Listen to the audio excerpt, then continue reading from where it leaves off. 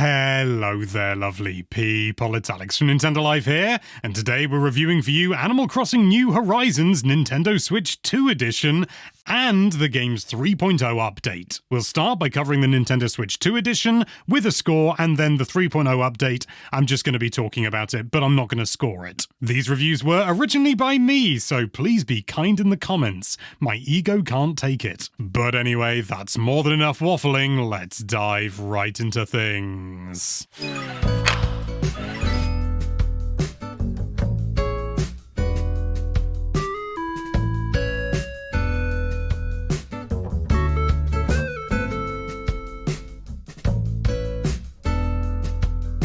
It's tough to consider that Animal Crossing New Horizons came out almost 6 years ago, and even tougher to get over just how good it looks on Nintendo's first hybrid system. Switch 2 hasn't been left behind though, now it's got its own version of the game, but if I'm being honest, it's not really bringing all that much to the table. The most notable change is the bump in resolution. It was pretty before, but now everything is rendered at a resolution much more befitting of the Nintendo Switch 2, although some jagged pixel edges are still present. They're oddly softer though, which to my eye, which admittedly is only made of meat, suggests that one of the primary sources of the bumped up res is Nintendo's own flavor of DLSS upscaling.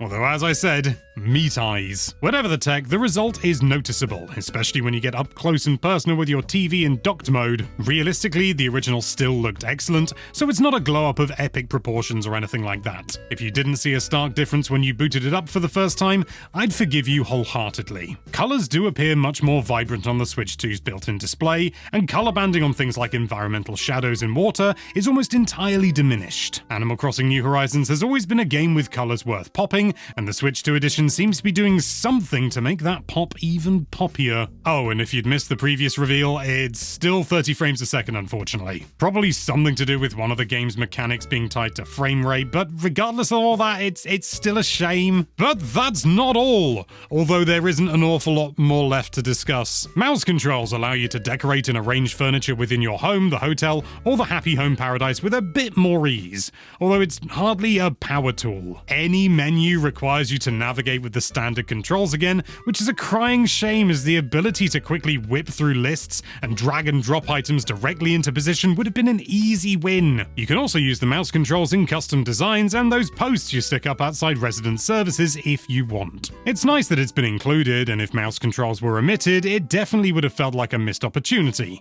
But truthfully, Nintendo hasn't realized the potential that mouse controls could have brought either. You can now have 12 people on your island in multiplayer instead of the original's 8, which is certainly an improvement, and now with game chat and camera play support as well. But personally, I don't think I could sit through that bloody plane landing sequence 11 times in a row for a single session. That being said, loading times are certainly improved over the Switch 1. I'm not sure I've seen a single loading screen that hasn't been shorter, although it has to be said they feel just as short as when I was playing the Switch 1 version on Switch 2 before this edition dropped. I haven't been able to see a significant difference in loading between either version on Switch 2, which makes sense at the end of the day, but if that's all you care about, then you might not need to drop the cash for the upgrade anytime soon. Amongst the wider Nintendo Life team, we found minor improvements here and there, but also significant variations between our own individual loading times, which is almost certainly down to how much each person has on their island, so just don't go in expecting it to be instant or anything. The final inclusion, yeah, we're there already, is the megaphone, making its somewhat triumphant return from New Leaf on the 3DS,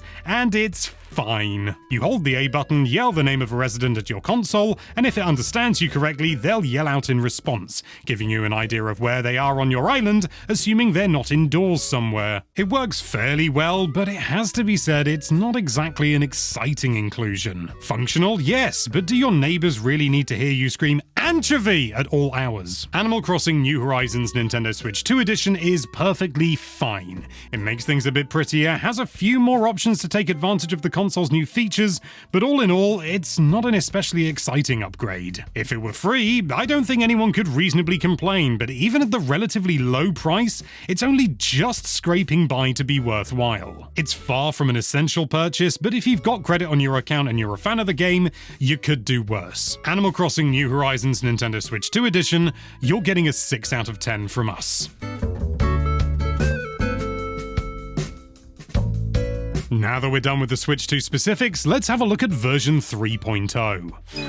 This new update brings with it a fair few new additions to the base game. The standout inclusion, of course, being the hotel, now teetering off the edge of the once near-empty pier of your island, but there's a whole lot of smaller, less shiny inclusions that are arguably just as important. But I'll get onto those later. If you're familiar with the Happy Home Paradise DLC that Nintendo released back in 2021, you'll fall into most of what the new hotel, run by Cappen's extended family, has to offer with little to no effort. The hotel has 8 standard rooms for the common muck that waltzes in, and 1 VIP room for the lucky guest of your choosing. Your job is to decorate the rooms using all the furniture you've unlocked throughout your playtime. Yeah, it's not exactly breaking new ground, but for those without the DLC, this offers a kind of light version of that experience. It's not all the same, you're decorating rooms to attract guests rather than fulfilling their every whim, but the long and short of it is you're decorating rooms. If that's not your bag, you're gonna get tired of all this stuff fast. The VIP room is a bit different as it resets each and every day, meaning you'll have what is essentially a room-making daily challenge, which is quite a meaningful item to stick on your daily task list. We say challenge, but of course the game would be happy if you just stuck an open bag of crisps slightly off-center in the middle of a blank white box. But who are we to judge style? You also have a gift shop where you can spend the tickets you receive from decorating rooms for special items,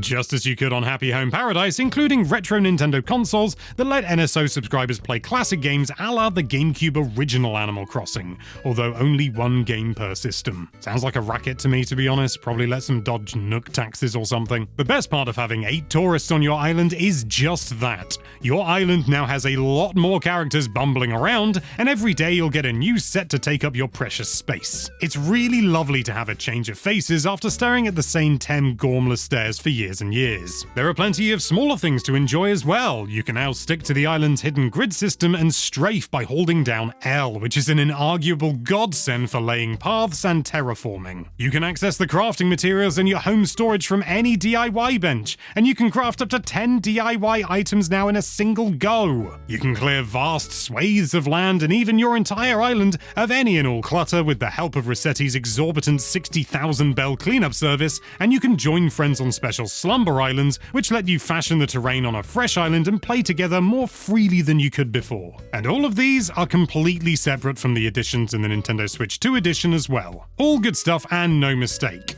Although many of these features are being introduced nearly 6 whole years after the game's launch. Better late than never, I suppose.